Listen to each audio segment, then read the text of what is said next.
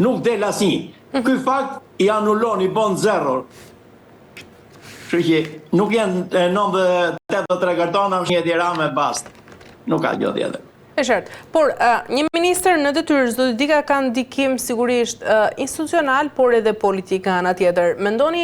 Si mendoni se do të garantohet që hetimi ndaj Belinda Ballukut të mos ndikohet nga i gjithë pozicioni i saj aktual?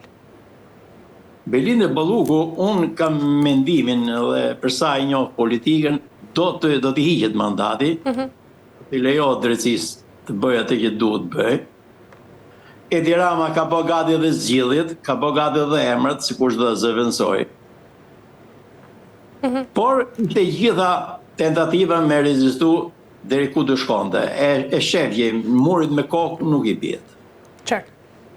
Ndërkaq, zoti Tika, edhe pa një vendim gjykate, politika shpesh kërkon edhe standarde më të larta etike. Mendoni se duhet një ministër, ndoshta edhe zonja Balluku, të jap dorëshën për arsye etike dhe para një vendimi gjyqësor?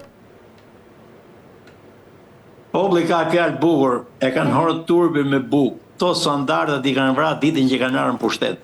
Folish për standarde ke këto, çfarë them ty? Por si të kërkosh virgjëri në burdello. Nuk kanë standarde këto. Këto standardin, këto kanë kriterë. Në Partinë Socialiste promovohesh, po të kesh dhënë provë që di me vjedh.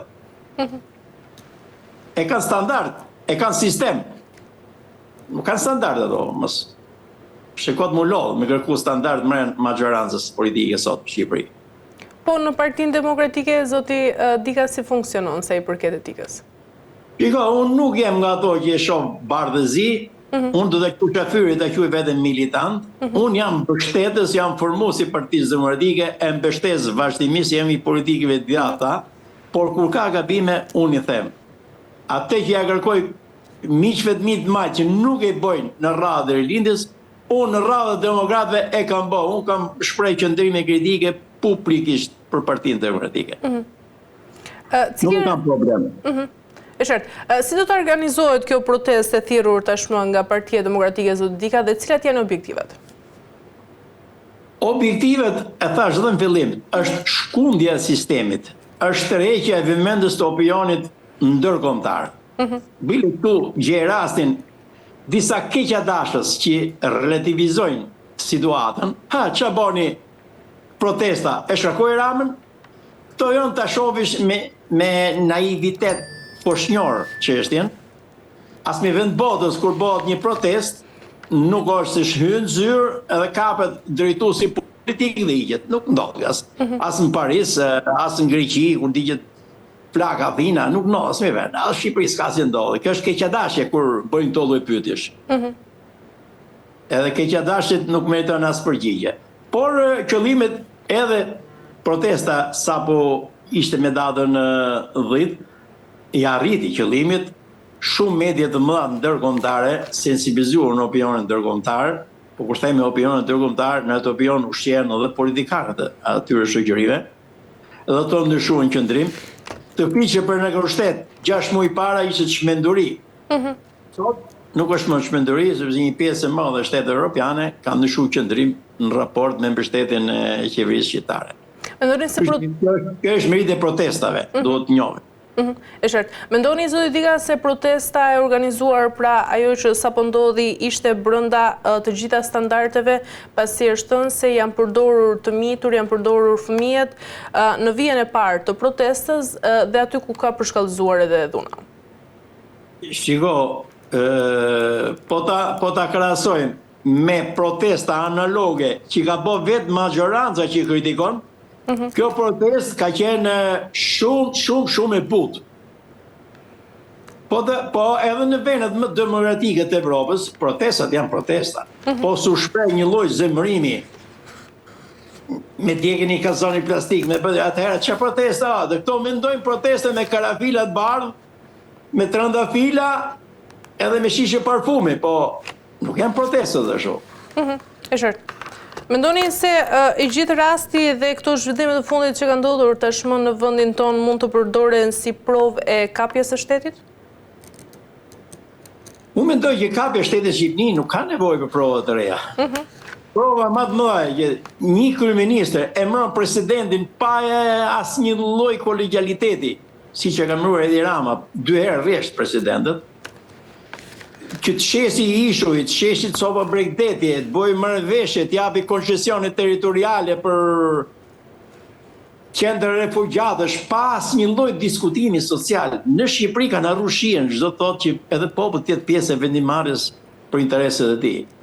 Edi Rama kujton se është pronar i popullit shqiptar. Nga mënyra se si sillet, se si i trajton shqiptarët, ai si pronar. Në fakt, politikanët nuk janë pronar, po janë sjellur aty për të shërbyer qytetarëve. Përndryshe, vendimet me sensibilitet me rëndësi për fatin e qytetarëve merren dhe me referendume. Shqipni, shumë analist ja kanë harruar shihen fjalës referendum, nuk dinë ta përkthejnë shqip po vagi. Në kohën e qeverisë Partisë Demokratike u bë një referendum dhe humi. Sali Berisha atëherë dhe i njofti dhe respektoi. To janë prova që mu më japin nder të pranoj që jam mbështetës i Partisë Demokratike. Po ku ka gabime, natyrisht duhet them, se po si ja thesh unë, kush do e thotë. Zoti Dika, për të rikthyer sërish tek protesta, mendoni se protestat e organizuara tashmë nga Partia Demokratike janë vetëm për qytetarët dhe për të vendosur drejtësinë tashmë në vendet e quaja, apo ndoshta për mbijetesën politike të opozitës duke parë edhe zhvillimet e fundit? Shiko, çdo opozitë në botë, kur bëhet rotacioni politik, është aty që një ditë do mori pushtetin. Po thënë nuk jam për këtë, nuk është i sinqert dhe nuk thotë vërtetën. Por që u protesta, u boga për t'i dhënë karrige opozitës dhe për të që kanë karrigen, kjo nuk është e drejtë.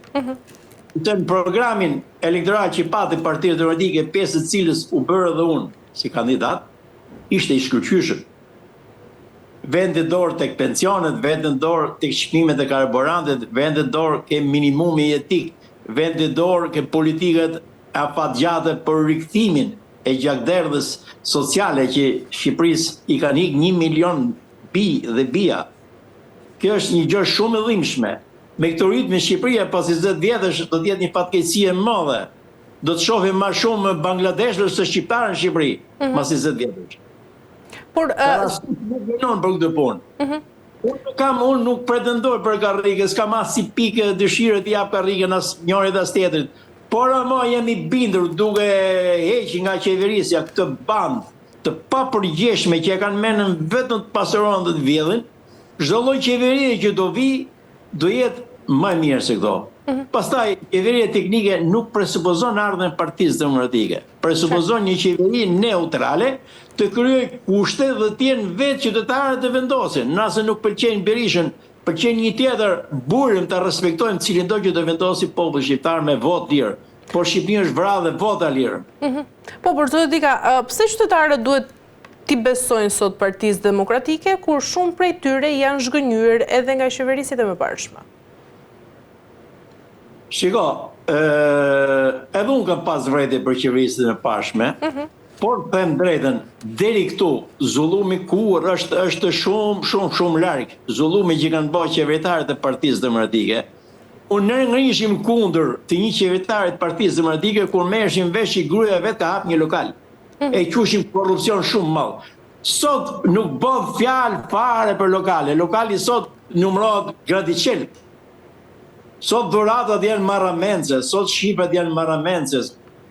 Tu akuzojnë akoma, po tu gazetarët e investimit do të bëjnë një farë pune. U ka vu tabel qiti rruga Kombit, se gjatë punimeve në një segment caktuar ku pati vështirësi reale u ngrejtimi rrugës. Edhe u ka bërë nomi atëherë. Po burim le të morën një krahasim sot. Sa lek ka shpenzuar kohën kur ishte ministri i transportit Lulzim Basha në qeverinë demokratike dhe sa i bën kilometri linear sot autostradës Shqipëni. Sa shumë janë vjedhur me rrugës Shqipëni. Pastaj shohin to që pa akuzohen edhe qeverinë e Partisë Demokratike. Në sa tratë është shem rruga Kombit, apo tunelet e rrugës Kombit, dhe si po shemën rrugët që po bën Belin në Balluku për ditë. Po shemën bankinët, po qajnë tunelet, po rrjedhin ujë, po ka pasiguri. Këto e kanë vrarë Shqipërinë edhe për kohën që s'do jenë, jo për kohën që janë. I kanë vrarë dhe të armën Shqipërisë. E qartë, por në këtë protest ka disa objektiva, pra ashtu si thatë edhe ju. Në rast se këto kërkesa nuk do të merren parasysh, zoti Dika, a mundet ose a rrezikon opozita të